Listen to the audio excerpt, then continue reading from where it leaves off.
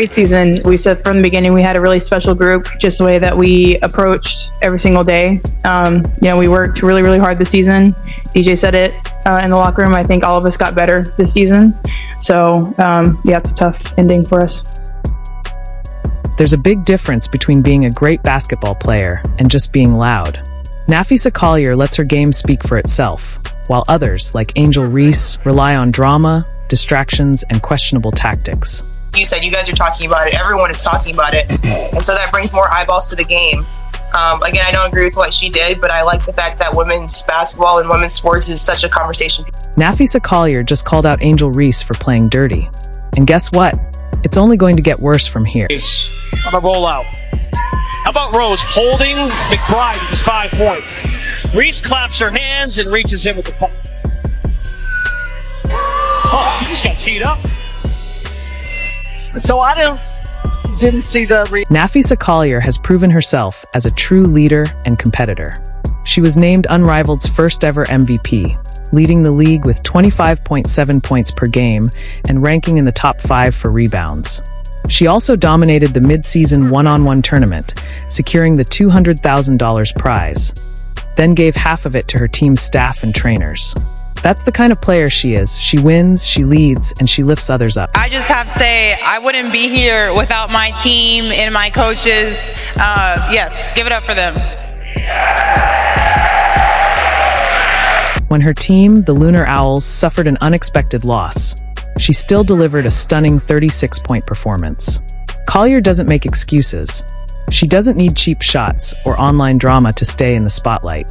She just plays hard, plays fair, and earns respect the right way. I mean, just being with this team was a high. Like I said, our chemistry was great from the beginning. The way that we approached every day so professionally, how locked in we were. It was just a pleasure to be with this team. We had a great coaching staff.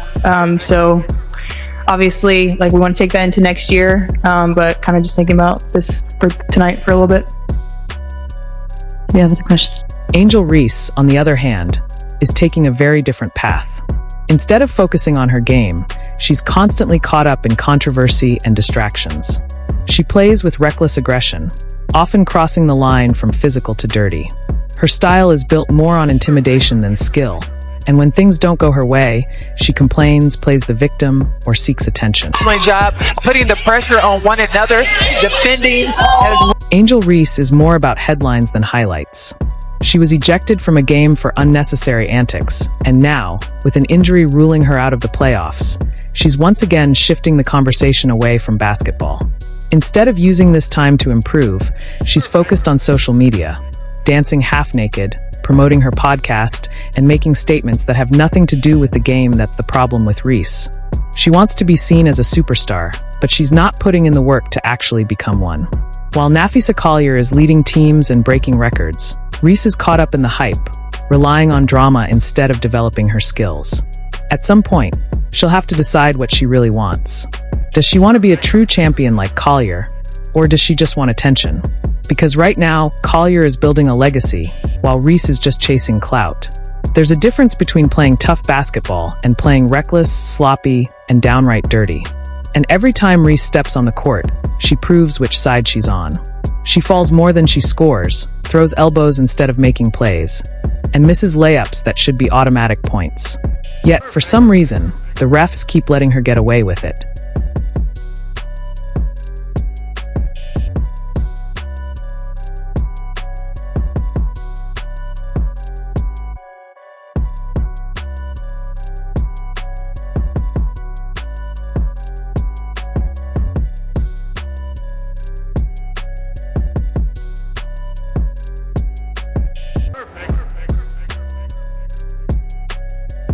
Game after game, Angel Reese charges into defenders, throws up a weak shot, and then flails her arms, begging for a foul call. But instead of improving her finishing or working on her footwork, she just doubles down on rough play. She shoves, grabs, and hacks at players with real skill. Yet the refs let her get away with it. And let's talk about those missed layups. How does someone with her size and athleticism struggle so much around the rim? She gets good looks, but either rushes the shot, loses focus, or just flat out bricks it. Then, the moment she misses, she immediately fouls whoever grabs the rebound. trying to look like she's playing tough when she's really just covering up for her bad offense. Meanwhile, Napheesa Collier is the complete opposite. She moves with grace, makes smart plays, and doesn't need cheap fouls to prove her presence. While Reese throws bodies around like a football player, Collier leads with skill, poise, and precision. She doesn't have to hack and slap at opponents to make an impact. Her game speaks for itself. Time from 2, off one leg. Reese with the board. She's got 20 and 20 tonight. But an offensive foul. And that would be her 6th. And she's trying to convince her head coach to challenge. Calm down. The worst part, the refs let Reese get away with this nonsense. Other players would get whistled for fouls in a heartbeat, but somehow she gets free rein to throw cheap shots and play reckless basketball. Maybe it's because of her name, maybe it's the drama she stirs up. Whatever the reason, it's hurting the game for everyone watching.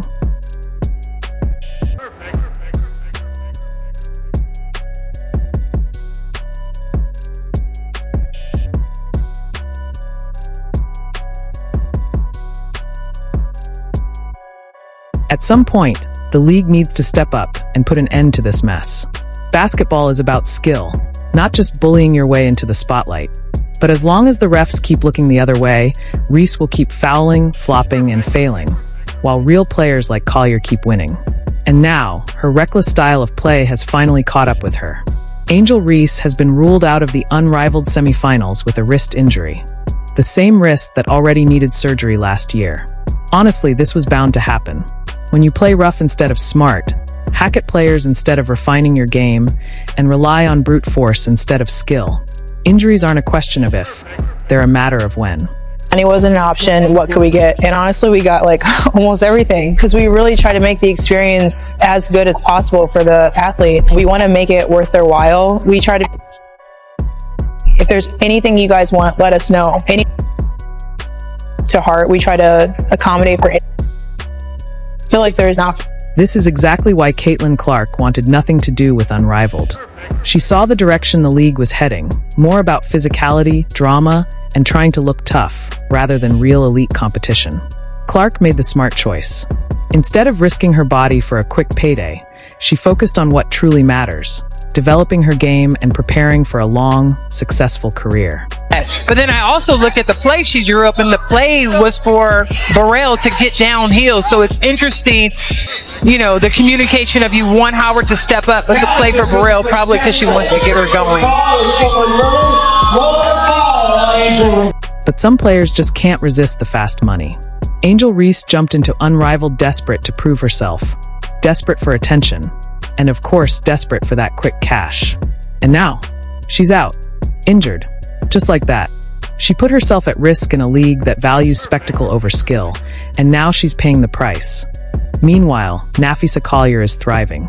She plays with skill, precision, and discipline, the kind of game that lasts, not the kind that breaks your body.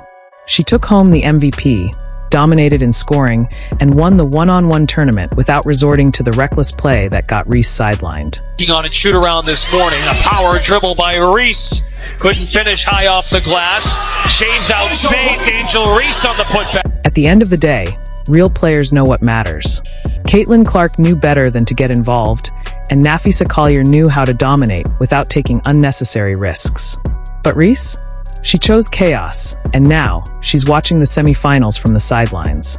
Meanwhile, the Indiana Fever is heading into the new WNBA season in prime position to make a serious title run. Unlike other teams dealing with injuries, chemistry issues, or off-season drama, the Fever has a fully healthy, well-prepared roster ready to hit the ground running. This is the kind of advantage that separates championship contenders from teams that will spend the season struggling to find their footing. They'd love to watch her play. Well, no doubt, Holly, and she's on the bench right now with 2 fouls after a very suspect first foul, where it didn't look like she really made any contact with Alyssa Thomas. Now, one thing to keep in mind, because I know we are going to have some